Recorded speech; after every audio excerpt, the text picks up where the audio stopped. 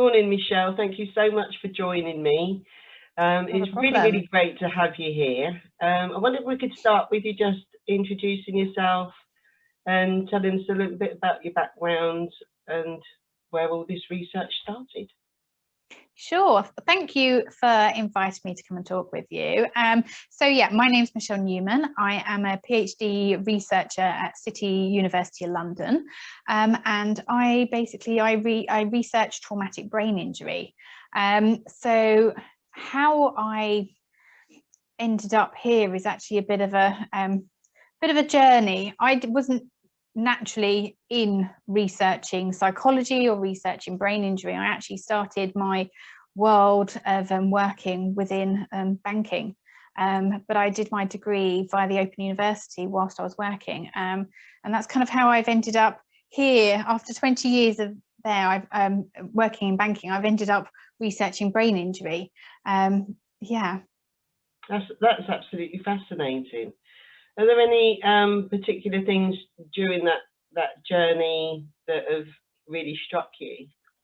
Yeah, so I started my degree purely out of interest as something to do, but actually as I was going on the journey, I realized how much I really enjoyed it. And one of the modules that we were looking at was cognitive psychology. So we were looking at these different functions within the brain. And one of the things we were looking at was basically what happens when the brain doesn't function properly, when something's happened to it. And particularly we were looking at aphasia, so when you've lost that ability to either comprehend speech or being able to produce speech. And in particular, they were looking at strokes. And very much, I think, as most people do, I was thinking, stroke only really happens to people when they're older. So, 60s, 70s, 80s, that kind of age. But actually, what they were talking about were people in their 30s and 40s that had stroke.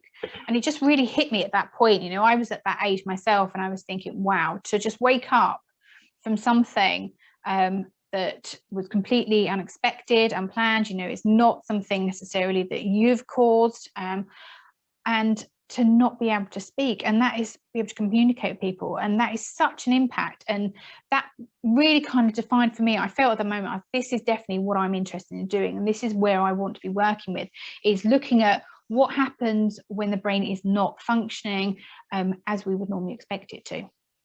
Well, yeah, I know certainly with traumatic brain injuries as well, you get that, it's an absolute instant. From 1 minute I'm me, I'm everything that people would expect, would predict, are familiar with, and within that split second that's all gone and changed. So definitely. Then that is fascinating. And of course then the long journey back towards starting to feel like yourself again can be such a long journey, and I think people don't understand that either. It's, it takes time for the brain to rewire, and depending on which parts of the brain are injured depends on what you lose. So yeah. With me, I lost my beliefs, I lost the links to my values. So although my body was running on autopilot, which, believe you me, every single thing I did and single thing I said was wrong, and that carried on for about, I think, 16 odd years before I started to think to myself, oh no, I think my memory about that is right, and I should stick up for myself.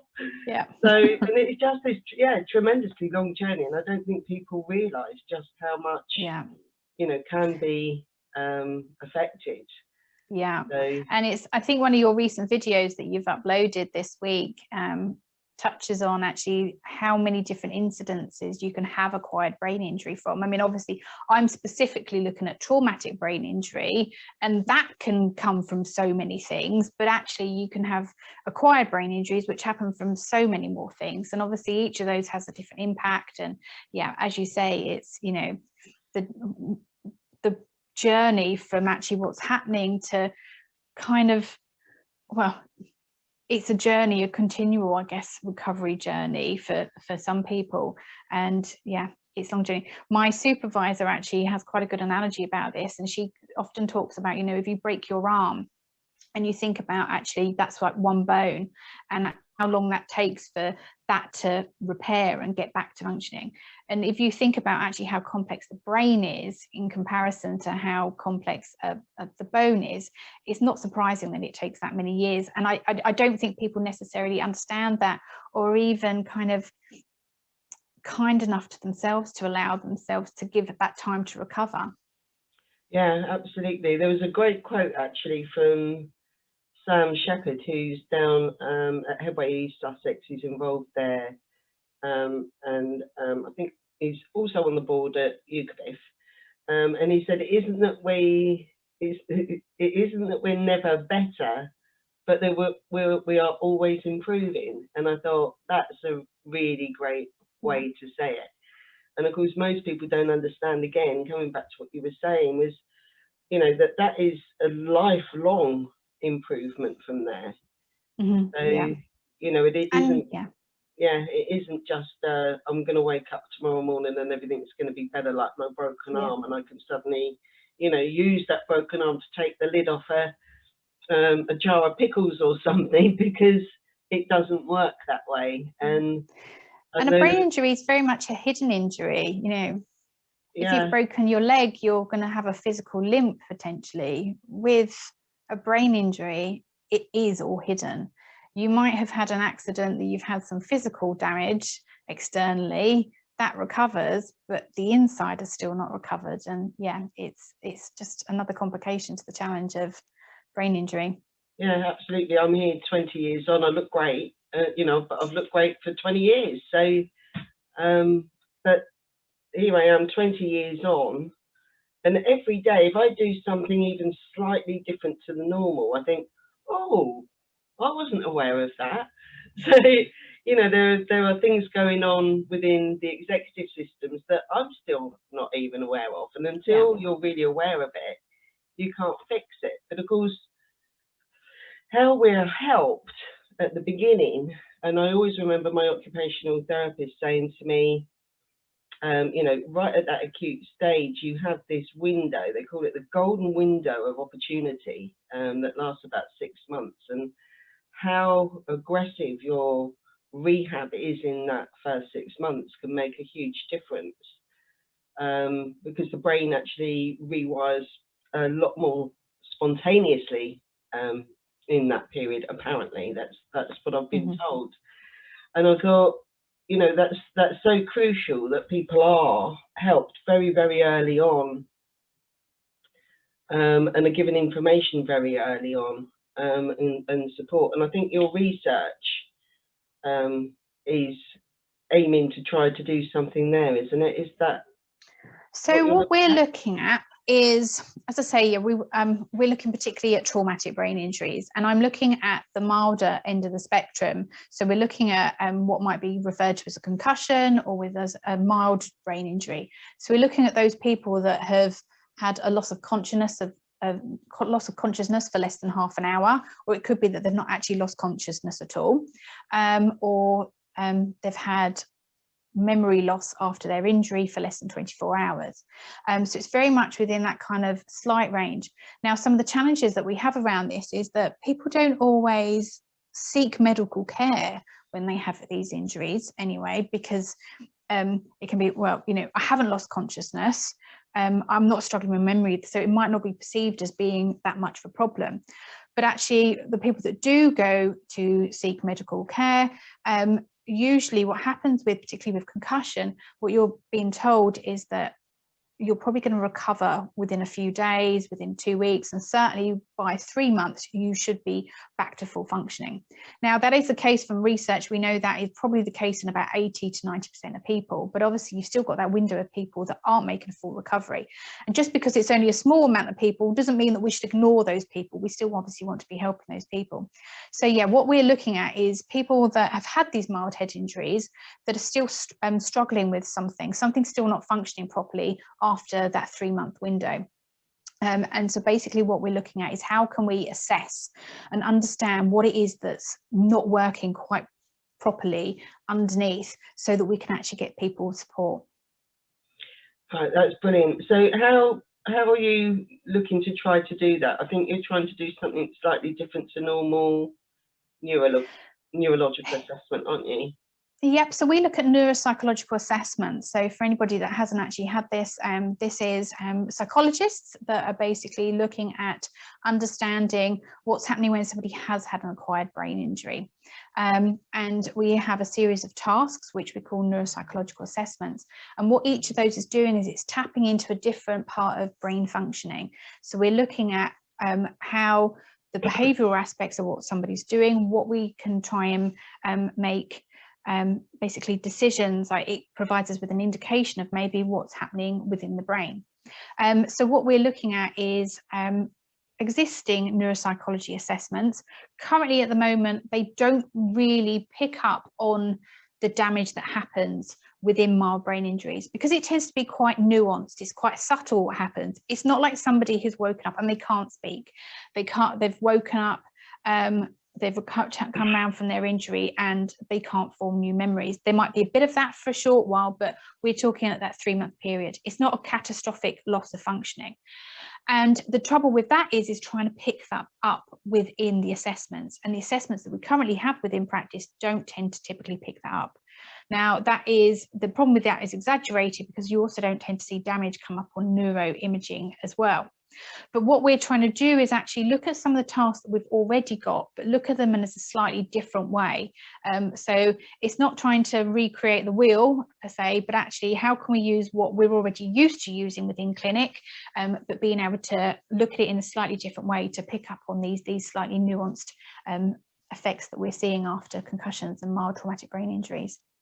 No, I just think that's an amazing goal because I know the people who either, sometimes stand back and think, well, there's a lot of people out there that have got this worse than I have. So, I won't take up anybody's time with it, or they're under pressure maybe from families as well, because sometimes if they've only seen the GP, if a GP has dismissed them, the family have an expectation then that, somebody's going to recover. There seems to be this whole thing about expectation, and I think that sometimes when somebody is struggling, they start to go inside a little bit for a while, and then all of a sudden there's this breakout. Hang on a minute, no, I really am struggling. You really all need to understand. Yeah. And that can be a really strange and difficult journey for people. It can be, and definitely, it's one of the things that I sort of say to people. It doesn't matter what somebody else is experiencing. This is your experience. Yes. If you're struggling with it, it's having an impact on your life. Yes. So it's still something that's not functioning properly for you. So actually, that person, they might have difficulty with being able to speak, but that doesn't matter because this is affecting your life. You need to be looking at yourself. But definitely, that is part of the problem that we have with, particularly with concussions and mild traumatic brain injuries, is that there isn't necessarily as much understanding about the implications that can come from it, that you can have these long-term deficits. And it kind of does tend to get a bit brushed aside sometimes. But certainly we know at the moment there's a lot of research being done with sports-related concussions, that clearly there is something that happens from these more milder type of injuries. And we need to sort of take that more seriously because it can have an impact on people. It can actually, these slight difficulties that people are experiencing, they might go to work and they're still able to do the job that they were doing before, but actually something's still not quite the same. It might be that they're struggling a lot more to do that job, and actually it's quite cognitively draining on them. And all of these changes, it can really affect your sense of self and who you are. And obviously that has a real ripple effect about what's happening with that person, not just within their cognitive health, but within their mental health, and then also how that can kind of reciprocate down throughout their family and their relationships that they're having. Yeah, no, I know a lot of people who have actually struggled with that and with, going back to work and feeling very strongly that they went back to work or they went back to uni or college or whatever far too early, and they feel that that impacted them as well, making that that recovery journey even slower and much more difficult than it would have been if they'd have had the proper time right at the outset to become familiar with what was more difficult for them, which often is, you know, the concentration and the fatigue at work. And I can remember one lady saying to me, in fact, I couldn't even name her, but saying to me that one thing about going back to work that was really hard for her was, you know, men wearing aftershave and women wearing perfume, because she became so sensitive to chemicals and smell, that it was making her feel nauseous all day, every day. It was giving her horrendous headaches. And, you know, so there's all these, as you were saying, subtle little things that add up into every single day is a bad day. And it's a fine balance, because there's that balance between giving yourself enough time, allowing yourself enough time to recover and to understand what's obviously happening, but also, as you're saying, actually going back to work. You know, it can be a problem, but certainly culturally we put so much emphasis on what we do within our daily life. You know, actually your occupation can be such a part of who you are as your identity, that there is almost like an internal push sometimes, you know, I need to get back to my normal life. And so it's kind of, you're driving yourself to get back as well. And it's finding that balance between the two, when you're allowing yourself enough time to be able to get back, but also holding on to kind of, you know, trying to feel who you are as a person, I guess. Absolutely, yeah. And I think sometimes that people will feel that, you know, if I can go back to work, then I'm going to be normal again. I'll be me again. You know, that's all I need. I just need, it's almost as if, you know, it feels as though some internal switch will happen, because you're dealing with effectively executive changes in the neurotransmitters, changes in the way that the neurons are working and linking and firing. But actually, it can feel as though, I can remember my granny always saying that, you know, if you had a bump on the head, if you have another one, it'll, you know, switch everything back to how it was. And I think sometimes, you know, that was quite a strong cultural belief, and maybe that's sitting underneath there somewhere is, you know, well, I'll be fine if I go back to normal. But then people find out how hard it is, and you just don't recognise internally in yourself, you just don't recognize just how much is broken. You know, that can take a long time to recognize, you know, where those problems are. Even if the problem's happening right in front of you, you might not necessarily relate that to the fact of, oh, that was because of my memory, or I'm not learning as well as I did, or I'm not being able to be as organized as I was, or, you know, I'm not able to maintain attention. It doesn't work like that. You just see the problem, and then you know, they can mount up, and then all you're seeing is problems, and you're being drained, and so on and so forth. So I think, certainly having better assessment and diagnosis at the front end will help people almost to level their own playing field and set their own expectations of themselves, with that support and help from a professional at the front end. I think so. I mean, you know, one of the things that what we're hoping will come out of the research, that it is actually helping towards our understanding of what happens with concussions and mild brain injuries. I mean, I keep using the term concussion, although personally I actually think that we should not be using that term. We should see it as being a brain injury, the brain injury that it actually is. And one of the things that we're hoping is that, you know, if you are able to actually present to people that, you know, you are having long-term effects from this brain injury, then actually we can use that in the form of educating people, so it becomes much more wider knowledge across the population actually about what can happen from these injuries. It can take a time for you to recover from them, and that it's absolutely. So whereabouts are you in, you know, there's always a start and end, isn't there, with a project cycle? Whereabouts are you in that cycle at the moment?